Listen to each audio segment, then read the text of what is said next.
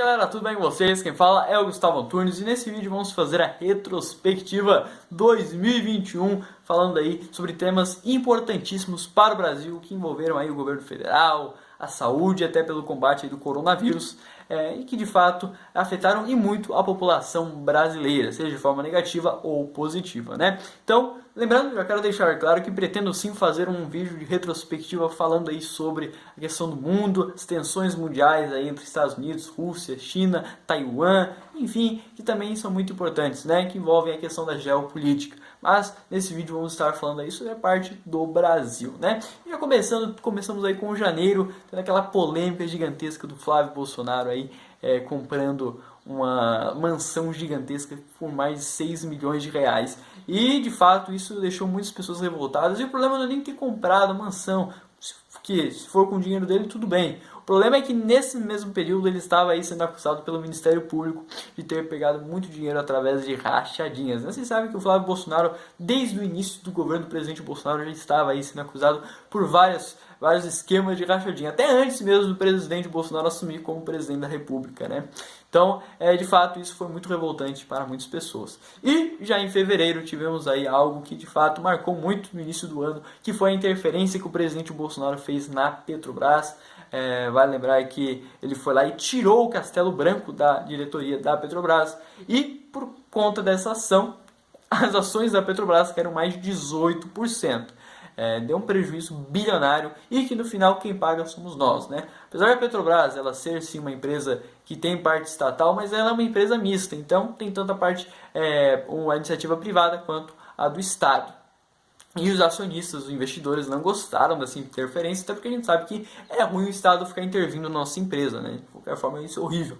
Então acabou sendo visto com uma forma bem negativa aí pelo mercado financeiro. Mas galera, que pegou todo mundo de surpresa, sem dúvidas, foi aí a anulação da condenação de Lula, né? Inclusive o Supremo Tribunal Federal foi lá e jogou todo o trabalho da Operação Lava Jato no ralo, no lixo. Esse ano, inclusive, foi um ano que sem dúvidas foi péssimo aí para o combate à corrupção. Inclusive, vou falar mais para frente aí, a questão de dezembro, né? Mês de dezembro foi um mês aí que teve muitas anulações de condenações aí contra políticos, né? Então, sem dúvidas, foi algo muito marcante e que o próprio trabalho de Sérgio Moro por partes foi aí desmerecido, até porque o Supremo Tribunal Federal alegou que o julgamento de Sérgio Moro foi parcial, obviamente ferindo um conceito básico da justiça, né?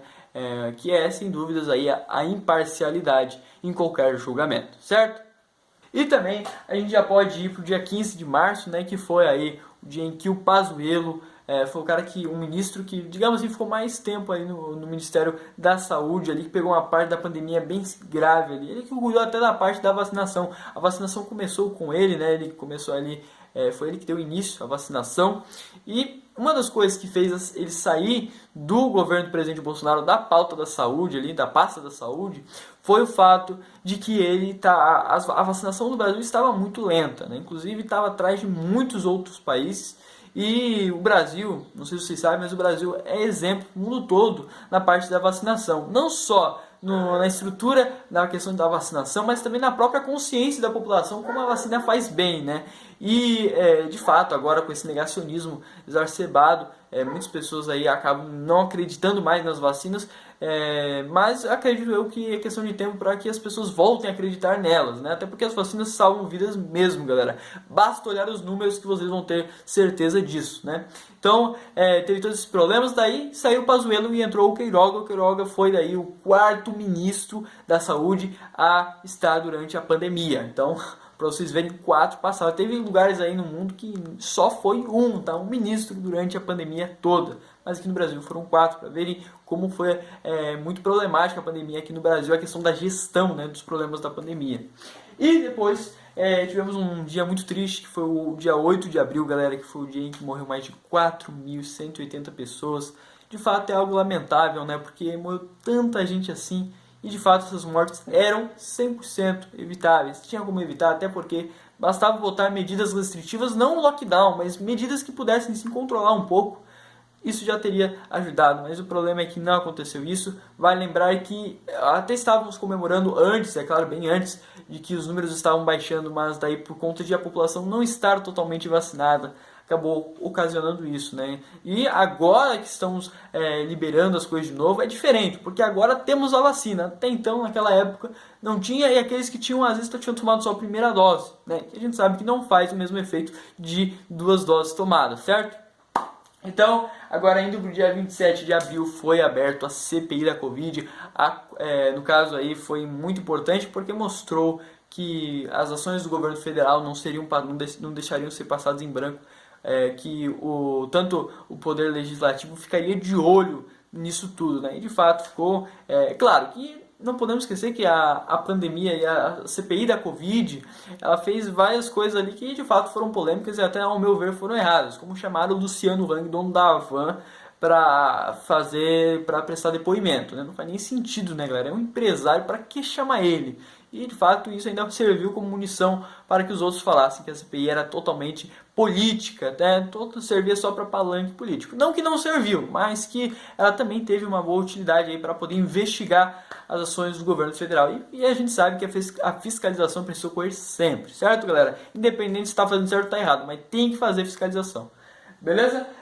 E daí tivemos aí, né, o caso do Lázaro Barbosa no mês de junho, né? A gente sabe, ele ficou 20 dias foragido. Eu sei que não tem nada a ver com o governo federal, com a saúde, mas que, galera, esse assunto, né, essa questão do Lázaro Barbosa foi algo que ficou por mais de 20 dias o pessoal falando e tal. Todo dia a gente ligava a televisão para ver, será que pegaram o Lázaro? Era todo dia assim, ficava pensando, será que pegaram o Lázaro? Então o Lázaro de fato merece estar nessa lista aí, na nossa retrospectiva, até porque o Brasil inteiro ficou atento para ver, ficou ligado para ver se o Lázaro tinha sido preso ou não, né? E o Lázaro acabou aí ficando 20 dias foragido, mais de 400 policiais atrás dele, e ele ficou, galera, só pensar que o cara ficou 20 dias foragido, com mais de 400 policiais, de forças especiais, inclusive, indo atrás dele, já pode ver que o cara tinha uma habilidade até assustadora, né? Enfim, fora isso, também tivemos aí uma coisa que, de fato, chega a me envergonhar bastante, é o fato aí que, em julho, os deputados federais aprovaram um novo fundão eleitoral. Esse fundão eleitoral, galera, não é de 3 bilhões, não é de 4, é de 5,7 bilhões. E daí você vê o número, você pensa, não, mas calma aí, esse valor aí é porque investimos 30 bilhões em saneamento básico, em infraestrutura, em rodovias. Não, galera. Sabe quanto que a gente investe em saneamento básico? 500 milhões. Ou seja, investimos 5 bilhões em fundo eleitoral para financiar a campanha de político, que o que mais ele tem é dinheiro. Enquanto tem pessoas aí que não tem nem água potável para beber, não tem nem energia, não tem luz, o saneamento básico daí não tem nem encanamento de esgoto. Então, assim, de fato é algo assim muito triste e qualquer brasileiro fica envergonhado, e esses deputados deveriam ficar também, né? Inclusive, uma coisa que é importante lembrar, que os deputados bolsonaristas, né, que são da base aliada do governo, falaram que eram contra, falaram, não, somos contra isso aí é muito errado. Eles foram lá e votaram a favor. Falaram que eram contra e votaram a favor. Eu fiz até um vídeo falando sobre isso, vou deixar aí nos cards da descrição. Inclusive, aproveitar nesse mesmo vídeo eu falo, galera, foi muito vergonhoso, né? Eles nas redes sociais falando que eram contra o fundão eleitoral, mas lá votando a favor, fazendo com que a população brasileira ficasse como avoada, como se não soubesse das coisas, né? Então, no final das contas, teve sim essa repercussão. Muitos deputados aí da base do governo do presidente Bolsonaro se queimaram bastante por conta disso, né? Porém, daí foi lá o presidente Bolsonaro e vetou esse fundão eleitoral de 5,7 bilhões. Inclusive, até parabenizo ele por essa ação, porque de fato era algo vergonhoso dizer que temos um fundo eleitoral tão alto assim. Mas aí que está o problema, né, galera? Ele vetou sim o fundo eleitoral. Porém, recentemente, os deputados lá foram lá e derrubaram o veto do presidente Bolsonaro. Isso mesmo, galera, derrubaram o veto do presidente. Então, agora continuamos aí com esses 5,7 bilhões como fundão eleitoral. E sabe o que é mais interessante? É que, sabe quem votou a favor da derrubada do veto do presidente Bolsonaro? Foi os próprios deputados da base aliada dele. Então, galera, não vou fazer nenhum discurso conspiracionista, mas, né, faça a sua interpretação. Veja o que você acha sobre isso, entende? Mas a gente não pode esquecer que, poxa, se os próprios aliados do presidente Bolsonaro votaram a favor, então, né, é meio curioso, né? É interessante, a gente fica aí de fato pensando o que será que está acontecendo por trás das câmeras, né? Bom, isso aí fica a gente só pensar, né? E também tivemos aí no mesmo mês a discussão do voto impresso, né? A questão aí se aplica ou não aplica, se implementa ou não, né? Fiz até um vídeo falando sobre isso, vou deixar aí nos cards. Inclusive tudo que eu tô falando aqui, galera, e que eu fiz um vídeo falando sobre na época, eu vou deixar nos cards. Então aí a questão da Petrobras, tem vídeo aqui no canal falando sobre isso. Então tem várias coisas, vários temas. E a gente teve essa discussão do voto impresso, inclusive é uma pauta muito interessante, legítima até, né? Porque, de fato, galera, não é errado pensar que o voto impresso é melhor, até porque também a gente seria muito ingênuo dizer que é 100% questão das urnas eletrônicas. Então, seria interessante ter alguma forma para poder confirmar se o sistema realmente entendeu em quem nós votamos, se ele mandou lá, se está registrado de fato quem a gente votou. Isso é muito interessante, importante até, né? Então, assim, pensando nisso, o presidente Bolsonaro foi lá e apoiou essa pauta, falou que o voto impresso, porque ele disse que as eleições de 2018 esteve sim roubo nas eleições de 2018, a eleição que ele mesmo ganhou, né? Ele falou que na verdade teve eles mexeram bastante, deputados aí que eram do PSL na época, que eram pró-Bolsonaro, não ganharam, enfim, aquelas coisas que vocês sabem como é. Ele falou que as eleições foram manipuladas, mexidas. E ele fez todas aquelas falas do presidente Bolsonaro, né? Características dele. E no final das contas não deu em nada. Em 10 de agosto teve a votação e o voto impresso acabou sendo aí cancelado. A proposta foi rejeitada na Câmara. E inclusive vale lembrar que foi no dia 10 de agosto, no dia que estava tendo a votação, em que o Exército foi lá em Brasília, marchou lá, e de fato isso não foi muito bom para a questão do presidente Bolsonaro, repercutiu de forma muito negativa a ele, até porque ficou como se ele quisesse estar pressionando, intimidando os outros dois poderes, né? Tanto o legislativo quanto o judiciário, né, galera? E vale lembrar que, se a gente for para pensar, a postura do presidente Bolsonaro desde o início do seu governo sempre foi de ameaçar os três poderes, ameaçar aí a questão do governo, ameaçar a própria democracia aqui no Brasil, né? Por diversas vezes ele falou umas coisas assim que deu para entender isso. E daí não pegou bem, né? Não pegou bem, obviamente. E também outra coisa que é muito importante é que no mesmo mês, né?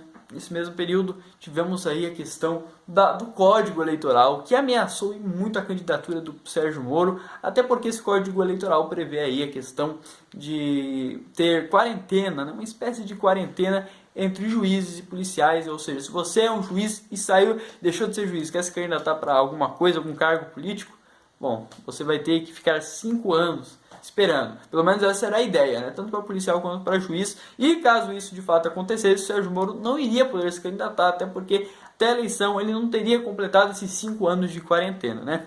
Por enquanto, até que onde a gente sabe não deu em nada, né? Por enquanto. Vamos ver como é que vai ser, né, galera? Mas eu acredito que não vai acontecer nada, porque tem que ter um ano de antecedência, né? Para de fato ser aprovado, né? A questão da eleição. Tá, e também temos outra coisa importante, que teve a PEC dos precatórios, né, que foi proposta no dia 10 de agosto, né? E essa PEC basicamente previa aí o parcelamento dos precatórios aí que o governo tem para pagar. E fazendo isso, iria abrir um grande valor aí no orçamento, ia poder investir em várias coisas. E a ideia mesmo era viabilizar aí o Auxílio Brasil, né? No caso, a efetivação do Auxílio Brasil. Só pra vocês terem uma noção, o Auxílio Brasil é um Bolsa Família, né? Só que com outro nome, é claro, e que vai aí disponibilizar R$ 400, né? Inclusive já foi disponibilizado para algumas famílias, e ano que vem mesmo vai ser o foco deles fazer isso, né? É uma medida populista? Mas a ideia é poder ajudar a população carente, porque a gente sabe que de fato está tendo muitas pessoas que estão morrendo de fome, galera, que não tem comida, não tem dinheiro para comprar comida, está passando muita necessidade, porque o Brasil está em plena crise, inflação altíssima, né?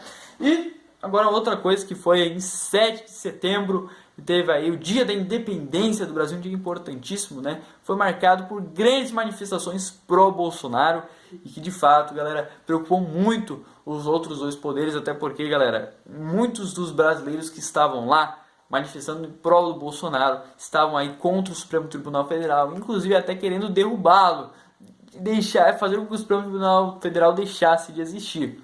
E, inclusive, o presidente Bolsonaro até fez umas declarações aí bem polêmicas, falando mal do Alexandre de Moraes e de outras figuras, e ele teve que se desculpar fazendo uma carta aí à nação, e que no final ele se humilhou bastante nessa carta. Inclusive, teve uma fake news na época, quando em 7 de setembro, que o próprio Sérgio Reis, né, ele ameaçou que ia ter aí a questão da greve dos caminhoneiros e tal. Ele até quase foi preso por conta disso. Então ele pediu desculpa, disse que estava muito triste porque era uma brincadeira e acabaram levando a sério.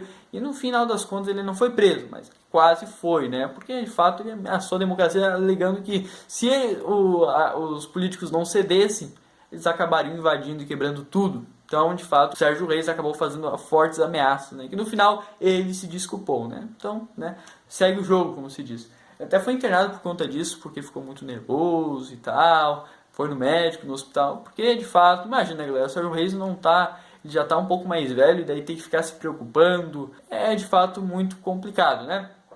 E também tivemos aí, no caso, no mês de outubro já, o Bolsonaro fez uma das viagens mais polêmicas da história do presidente Bolsonaro como presidente, né?